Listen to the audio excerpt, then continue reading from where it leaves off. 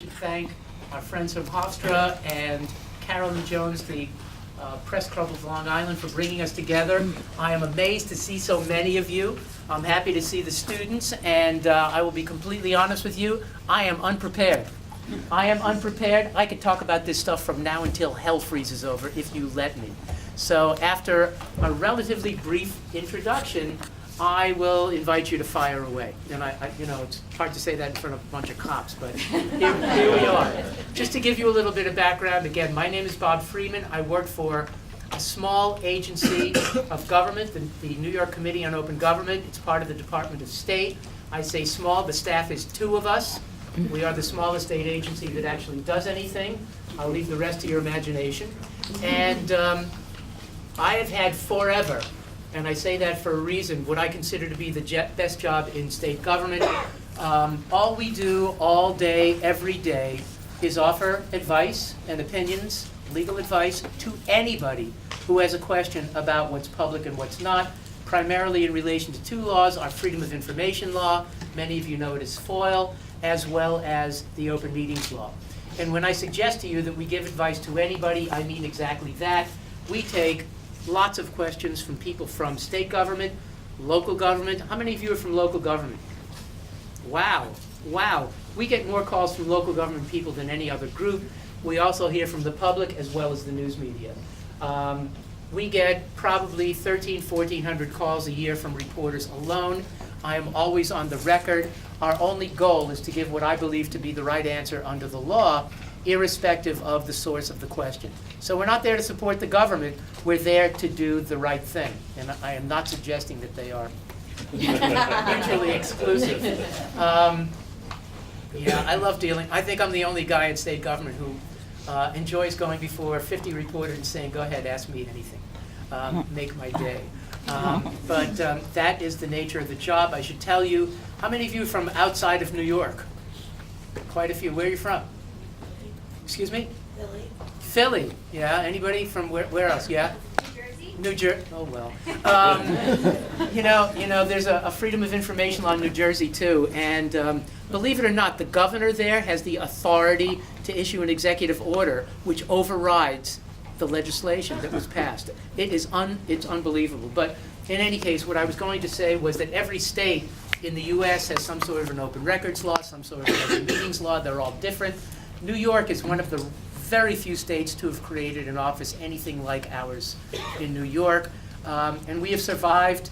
The Committee on Open Government has existed since 1974, when I was loaned temporarily to that new agency, which only tells you that I'm old. But we do what others do not. In most jurisdictions in this country, if people have questions about what's public and what's not, there's nobody to call. And here, everybody calls us. I hope that many of you are familiar with our website. Yes, it's easy to find. We're the only committee on open government in the world. If you simply Google COOG, you'll get there. And there's a tremendous amount of material that's available at your fingertips. The text of the laws, frequently asked questions. As you scroll to publications, one of the drop-down boxes will refer to what we used to publish in print called Your Right to Know. We don't have the resources to do that anymore, but if you go online, it's much more valuable today because it includes a variety of links to additional information. We write advisory legal opinions, and I'm not going to mislead you. They are not binding. The hope, of course, is that they are educational and persuasive, that they encourage knowledge of and compliance with law. We've written over the course of years, and this will sound ridiculous, in the neighborhood of 25,000 opinions. They are indexed by key phrase. One index deals with FOIL, the other the Open Meetings Law. So if you have a question about whatever it might be that involves public access to government information, chances are pretty good that we've written about it. We have law enforcement people behind us here. You want to know about police blotters? You click on to P. Scroll down to police blotter. And the opinions of significance prepared since 1993 are available online in full text. So there's a great deal of information there. Certainly any of you can pick up the phone and call. We always will get back to you, and chances are pretty good that we can give you a response on the spot. But if you have a question and it's driving you crazy and it's 4 in the morning, chances are pretty good you can find an opinion online that will help you out. For those of you who are law students, one of these days you'll be looking for CLE credit. I'm a CLE provider, and you work for the state, you can't take any money. I'm free and cheap. So just a word for the future. What I hope you leave with today is the general notion that the laws that we're talking about are based upon, number 1, reasonableness, number 2, common sense. Common sense. All the Freedom of Information Law really says, and this is an oversimplification, all the Open Meetings Law really says is that everything is open except to the extent that disclosure would hurt significantly either somebody in terms of an invasion of privacy, the government in terms of its ability to do its job well on behalf of the public, or on occasion, a private company vis-a-vis its competition. So the real question in so many instances is, what would happen if the government had to disclose? What would happen if the government had to discuss this issue in public? And unless the answer in the gut is, ouch, this would really hurt, chances are pretty good that openness should be the rule. That's what we think about when we make a FOIL request, when we in government receive a FOIL request. That's what we think about when the school board or the town board or the village board of trustees is getting together to conduct a meeting in full view of the public. Okay? One more little point, I suppose. The title of the Freedom of Information Law is at least a little bit wrong, at least a little bit misleading. Why? It is not an access to information law per se. It's an access to records law. It's not a vehicle that requires people in government to answer questions. We do it all the time, but that is separate from any responsibility imposed by FOIL. FOIL deals with records, and generally speaking, government is not required to create something new in response to a request for records.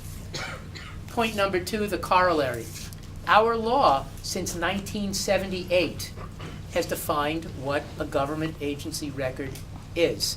And it has become probably the most critical provision of FOIL in terms of the advances in information technology that have occurred over the course of years. As you look around the country and the world, for that matter, in so many instances, the law doesn't tell us really what its scope is in terms of records or information. You look at the Federal Freedom of Information Act, the grandfather of access laws in this country. It has never told us what a federal agency record might be. And to this day, there are issues that percolate through the federal courts which involve who prepared it, where did it come from, what is its function. All of those issues were resolved here by 1978. Think about 1978. Can all of you in the back think about 1978? No. High tech was an electric typewriter. We used carbon paper to make copies. You know what carbon paper is? No. It's the stuff that makes you dirty. There was no such thing as email. The internet didn't exist. It was a completely different era, but when we were drafting what amounts to the essence of today's Freedom of Information Law in 1977, we got lucky. Since 78, January 1, FOIL has defined the term record expansively to mean any information in any physical form whatsoever, kept, held, filed, produced, or reproduced by, with, or for a government agency. So whether it's the old-fashioned 8.5 by 11 sheet of paper, the content of the database, email, if it's maintained by or for the government, FOIL applies. FOIL applies. I mentioned the notion of creating a record. Often, a variety of data is maintained on a database. The law says that if we have the ability to extract it with reasonable effort, that is not the creation of a record. That is merely the disclosure of portions of an existing record. It is something that we are required to do. Okay? Now, questions? Anything? Somebody has to have a question. Yes, fight it out, yeah. Why does there seem to be such a bias within government to disclose? Why, is there a bias to Well, disclose? To not disclose. They seem very secretive. I mean, if you go just to a local, Who's the they? my village building department. Yeah. You go and you ask for a copy of something, somebody's application. Okay. You have to fill out all these paperwork and No, stuff. you don't. No, you don't. Yeah, you do. Stop. Remember Stop. Shouldn't have. Holly's 1966. Anybody remember that? Number one, an agency, yes, may require that a request be made in writing. It doesn't have to. And I'm gonna guess that there are any number of circumstances where John or Jane Q will walk into the local municipal office and say, can I have such and such? And the clerk will say, sure, it's over there. They don't have to, but they can. It's not a complex process. Second, the law simply says that an applicant must reasonably describe the records requested. So you don't have to know the name of the record, you don't have to know everything about it. All you have to do is describe it in a way in which somebody in the government knows what you're talking about. Third point, today, and we were the first state to do this, people ask me every once in a while, well, which state has the best freedom of information law? And my answer is Mexico. Mexico, people are surprised. The fact is that there are lots of nations around the world that have jumped ahead in their laws of anything that we see in the United States. I started dealing with the Mexicans, I love to say this, around the turn of the century. Think about that one. Yeah, and it was clear then that 75 years of one-party rule were about to come to a close, and they got ready. They got ready, and they passed really a terrific access to information law. I was stunned to find out that during the first year of implementation, 40,000 requests were made, and among them, 36,000 were made and answered via email. Wow. Now, we know that there are lots of Mexican families, they don't have computers in their dens, they don't have computers or dens, but the government was pretty serious about promoting the law. It placed kiosks and terminals all over the country, and there are stories about people that we would probably characterize as peasants who would go to the local library or village hall or whatever, tap out their requests one finger at a time and get it. Well, that led us, the Committee on Open Government, in our annual report, December of 2005, to offer a simple recommendation, and miraculously it became law within about 8 months. I say miraculously because the word that is often used to describe the state legislature is catatonic, right? Right? You know, they'll pass a budget. Are they going to do much else? I don't know.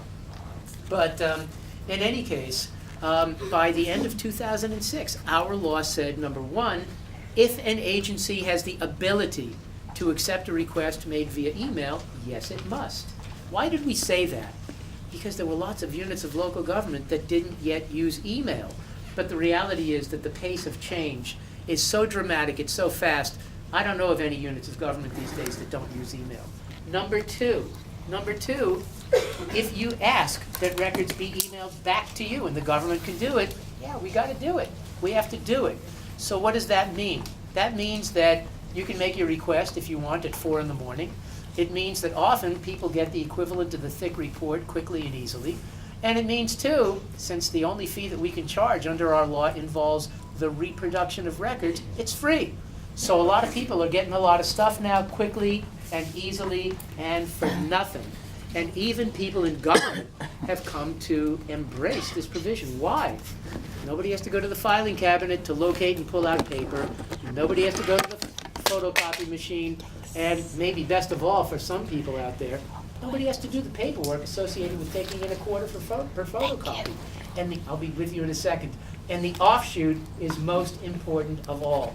When the government recognizes that certain records are pretty important, frequently requested, clearly public, what do? They post them on their website. And when people can acquire whatever it may be online, they don't have to make a FOIL request. The government doesn't have to deal with the request. The records are simply there for the taking. And we've been promoting what has become known as proactive disclosure.